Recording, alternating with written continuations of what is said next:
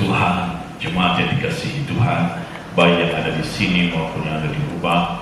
Puji Tuhan, kita boleh beribadah kepada Tuhan pada pagi hari ini. Mari kita baca Alkitab kita di dalam surat 1 Tesalonika pasalnya yang kelima.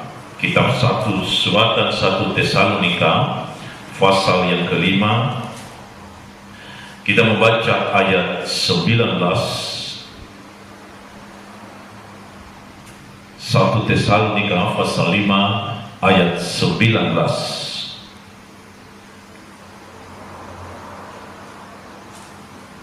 Satu tema firman Allah pagi hari ini, ya. Jangan padamkan roh, ya.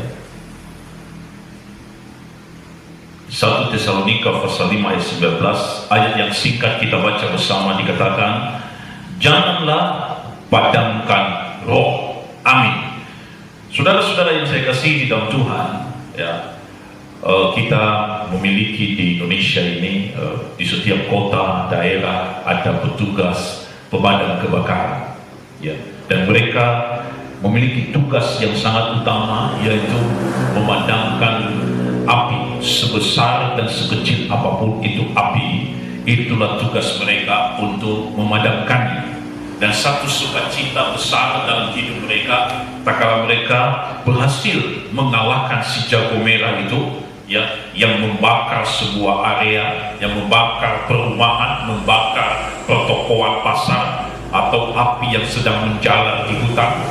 Dan itulah tugas utama dari pemadam kebakaran, memadamkan api. Tetapi ayat yang kita baca ini, saudaraku, ya, Paulus katakan janganlah padamkan roh. Ada api yang tidak boleh dipadamkan, yang Tuhan mau selalu berkobar menyala di dalam hidup kita, ya, yaitu api Roh Kudus. Tuhan ingin kita membiarkan api Roh Kudus itu selalu membara di dalam hidup kita, membakar semangat kita, membakar gairah kita, sehingga saudara, hidup kita penuh dengan kemenangan, penuh dengan kesukaan, ya. Hidup kita, saudaraku, penuh dengan, saudaraku, kekuatan yang daripada Tuhan. Tuhan ingin kita, saudaraku, membiarkan api Roh Kudus itu menyala dalam hidup kita, bahkan menjalar, ditularkan kepada orang lain. Api Roh Kudus inilah yang akan membakar kehidupan kerohanian seseorang. Kalau roh Tuhan ada di dalam diri kita, urapan roh Allah ada di dalam diri seseorang, maka urapan kuasa itu akan membakar kehidupannya, membakar kehidupan rohaninya, sehingga kita lihat orang itu penuh dengan semangat, gairah untuk berdoa, ada gairah untuk dia melayani Tuhan, kerelaan untuk melayani Tuhan, melayani sesama. Ada sukacita dan ada selalu kerinduan, lapar dan haus akan Tuhan. Dia akan selalu merindukan hadirat Allah. Kenapa? Saudaraku, kuasa roh Allah itu membara di dalam kehidupannya, ya, membuat dia senantiasa penuh semangat, penuh keberanian, memberitakan Injil, menyampaikan, menyaksikan Yesus kepada orang lain, ya, bahkan melayani Tuhan dengan semangat, tanpa ada satu kengerian, tidak ada satu kekhawatiran, tidak ada satu ketakutan dalam hidupnya. Kenapa? Oh, Allah ada di dalam hidup kita.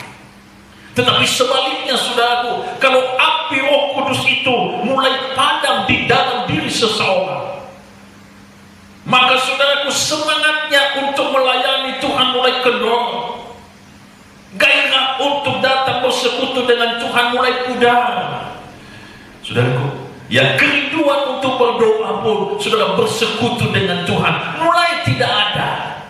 Ya. Yang ada hanyalah kehampaan, yang ada hanyalah keputusasaan, yang muncul hanyalah kekecewaan, yang muncul hanyalah, saudaraku, ya, rasa kecewa, rasa sakit hati dan kepahitan. Jangan biarkan diri saya dan saudara ada di dalam, saudaraku, ya, keadaan ini. Tapi biarlah api Roh Kudus itu membara di dalam hidup kita, ya, sehingga sedikit pun tidak ada kecemasan, tidak ada ketakutan. Walau saudaraku tantangan di depan kita itu, saudaraku, bertubi-tubi, atau kita lihat begitu besar persoalan hidup kita. Tetapi kalau ada Roh Allah di dalam hidup kita, membakar, saudaraku, semangat, membakar hati kita, membakar kerohanian kita, saya yakin, saudaraku, ya, bukan kekecewaan yang ada, justru saudara, semangat yang baru akan muncul di dalam hidup kita, dan itulah kekuatan kita. Karena itu jangan padamkan roh. Itu nasihat daripada Paulus. Kita melihat ada kisah di dalam Kisah Para Rasul. Di dalam surat Kisah Para Rasul pasalnya yang kedua, bagaimana gereja mula-mula orang-orang percaya yang pertama, saudaraku, mereka, saudaraku, dibakar oleh api Roh Kudus. Ya, dikatakan di ayat pasal 2 ayat 1, pasal 2 ayat 1 dan seterusnya sampai pasal 4, dikatakan ketika tiba hari Pentakosta, semua orang percaya berkumpul di satu tempat. Tiba-tiba turunlah dari langit suatu bunyi seperti tiupan angin keras yang memenuhi seluruh rumah di mana mereka duduk. Dan tampaklah kepada mereka lidah-lidah seperti nyala api yang bertebaran dan hinggap pada mereka masing-masing. Maka penuhlah mereka dengan Roh Kudus, lalu mereka mulai berkata-kata dalam bahasa-bahasa lain seperti yang diberikan oleh Roh itu kepada mereka untuk mengatakannya. 120 orang berkumpul di loteng Yerusalem berdoa. Setelah Yesus naik ke surga, mereka berdoa. Berdoa menanti janji Tuhan. Dan pada waktu itu Roh Tuhan menghampiri mereka. Roh Allah, Roh Kudus datang kepada mereka dalam bentuk lidah-lidah api. Dan setelah mereka penuh dengan Roh Kudus, saudaraku, gairah dan semangat mereka, saudaraku, membakar hidup mereka, sehingga mereka, saudaraku, ya, hidup selalu di dalam persekutuan. Dari rumah ke rumah mereka beribadah bersama-sama. Mereka membagi-bagi berkat yang mereka miliki, dan apa yang menjadi milik mereka menjadi milik bersama, sehingga tidak ada satupun yang kekurangan dalam kumpulan persekutuan mereka. Semuanya mereka lakukan dengan sukacita, ya. Mereka saling melayani, saudaraku, ya. Bahkan mereka, saudaraku, memberitakan Injil dengan penuh keberanian. Petrus khotbah, sekali khotbah 3.000 orang bertobat. Kuasa kesembuhan ilahi nyata. Gereja mula-mula, saudaraku, ya, dibakar oleh api Roh Kudus. Roh Allah membara dalam hidup mereka, dan itu menular ke orang lain. Karena itu Paulus katakan, jangan padamkan roh. Jangan padamkan roh. Apapun keadaan sekarang ini, saudaraku, apakah kita di rumah, saudaraku, apakah kita, saudaraku, di tempat pekerjaan kita, dimanapun Bapak Ibu saudaraku berada, jangan sampai padam roh itu di dalam diri kita. Biarlah roh itu menyala-nyala dalam hidup kita, karena hanya itulah kekuatan kita menghadapi masa-masa yang sukar, masa-masa yang sulit, ya. Hanya dengan kuasa Roh Allah kita dimampukan dan menang atas semua tantangan yang ada. Karena itu jangan padamkan api Roh Kudus di dalam diri kita. Biar itu membara, biarlah api kuasa itu menyala di dalam hidup kita, ya, dan menular kepada orang lain, supaya semangat kita dalam mengiring Tuhan tidak pudar. Saudaraku, semangat kita di dalam berdoa, sukacita kita di dalam melayani Dia tidak akan pernah berkurang. Tetapi saudara, kita akan lakukan, ya, persekutuan kita dengan Tuhan, ibadah kita dengan Tuhan, hubungan kita dengan Tuhan dengan penuh sukacita, dengan penuh, saudara, gairah, dengan penuh kuasa yang daripada Tuhan, ya. Saudaraku, di dalam Kisah Rasul pasalnya yang pertama ayat yang ke-8, Tuhan katakan, tetapi kamu akan menerima kuasa kalau Roh Kudus turun ke atas kamu, dan kamu akan menjadi saksiku di Yerusalem dan di seluruh Yudea dan Samaria dan sampai ke ujung bumi. Kamu akan menjadi saksiku. kalau Roh Kudus turun atasmu. Dan kita saudaraku, kita dikatakan bahwa kita akan menjadi saksi Tuhan, menjadi saksi Tuhan. Ya. Seorang saksi itu, saudaraku, dia melihat langsung, dia mengalami langsung, ya, dia merasakan langsung, kemudian dia bisa membagikan kepada orang lain apa yang terjadi sesungguhnya. Kita ini adalah saksi Kristus. Bapak Ibu Saudaraku, engkau adalah saksi Kristus di lingkungan di rumah kita. Engkau dan saya adalah saksi Kristus di lingkungan kita, di kampung kita, di kota kita, bahkan di tempat pekerjaan kita, bahkan di seluruh dunia ini, dimanapun kita berada, kita akan menerima kuasa itu kalau Roh Kudus turun atas kita. Karena itu saudaraku, jangan padamkan roh. Biarlah api Roh Kudus itu menyala di dalam hidupmu, supaya engkau hidup penuh kemenangan, hidup diberkati oleh Tuhan, dan menjadi saksi bagi dunia ini. Tuhan Yesus memberkati. Kita akan menyiapkan hati kita menerima perjamuan suci.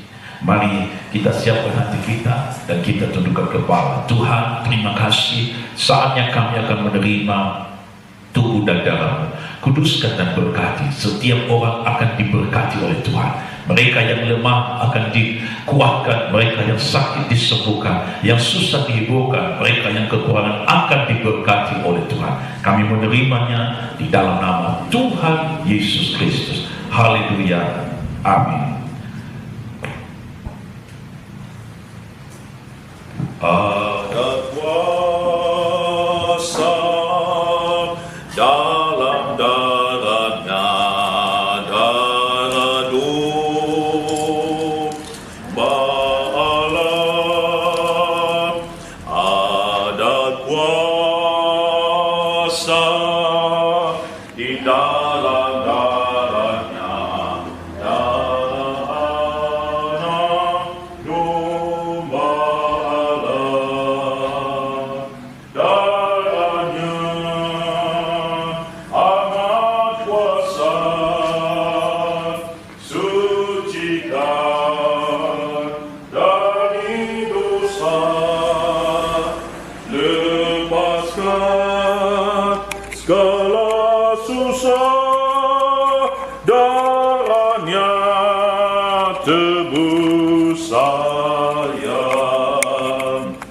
darahnya amat kuasa, sucikan dari dosa, lepaskan segala susah, darahnya tebus saya, darahnya. Mari kita bangkit berdiri.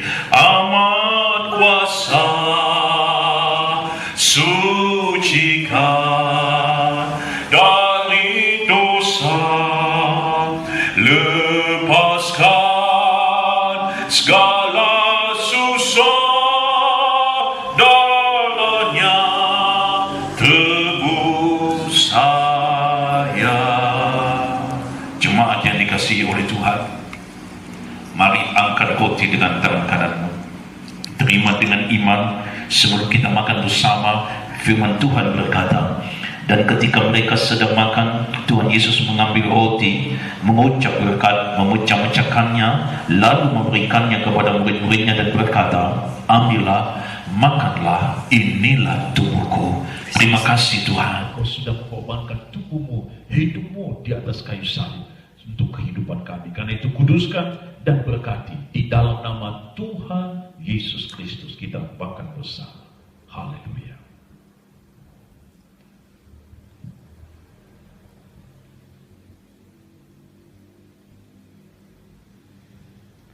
Haleluya. Terima kasih Tuhan. Terima kasih. Terima kasih Tuhan. Demikian kita mengangkat cawan. Dengan tangan kanan kita terimalah dengan iman, bahwa oleh bilurnya penyakit kita disembuhkan. Oleh darahnya, oleh bilurnya segala susah kita dilalukan oleh Tuhan. Oleh darahnya segala dosa kita disucikan oleh Tuhan. Firman Tuhan katakan, Sesudah itu Tuhan Yesus mengambil cawan, mengucap syukur, lalu memberikannya kepada mereka dan berkata, minumlah kamu semua dari cawan ini, sebab inilah darahku, darah perjanjian yang ditumpahkan bagi banyak orang untuk pengampunan dosa. Terima kasih Tuhan Yesus, kami menerima darah-Mu. Kuduskan dan berkati, berkat atas kami sekalian, dalam nama Tuhan Yesus Kristus. Kita minum bersama. Haleluya. Terima kasih Tuhan. Terima kasih. Terima kasih Bapa di surga. Terima kasih. Terima kasih. Kami bersyukur kepadamu ya Tuhan, buat segala kasih dan anugerah-Mu di dalam hidup kami. Tuhan sudah memberkati hari-hari kami. Tuhan sudah menyertai ibadah kami. Dan Tuhan selalu menyertai kami di hari esok dan seterusnya.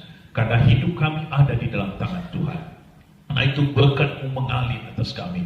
Berkati bangsa kami. Berkati kota kami. Berkati daerah wilayah sekitar Pacar ini. Berkati Presiden kami Joko Widodo. Demikian Wakil Presiden, para Menteri, para Gubernur, Wali Kota, Bupati. Demikian Tuhan Yesus, alat-alat negara yang lain diberkati oleh Tuhan. Menghadapi situasi COVID-19, berikan hikmat akal budi dan kuasa-Mu Tuhan. Kami percaya Tuhan Yesus akan berkarya, bekerja, sehingga virus corona di negeri ini, bahkan di seluruh dunia, boleh dihapuskan, disingkirkan dalam nama Tuhan Yesus Kristus. Lindungi gereja-Mu, lindungi umat-Mu, lindungi bangsa kami ya Tuhan, dan berkati. Terima kasih Tuhan, sebentar kami akan pulang. Tuhan Yesus beserta dengan kami. Terima kasih Tuhan, terima kasih. Saudaraku yang saya kasih dalam Tuhan, angkat kedua tanganmu dan terima berkat Tuhan.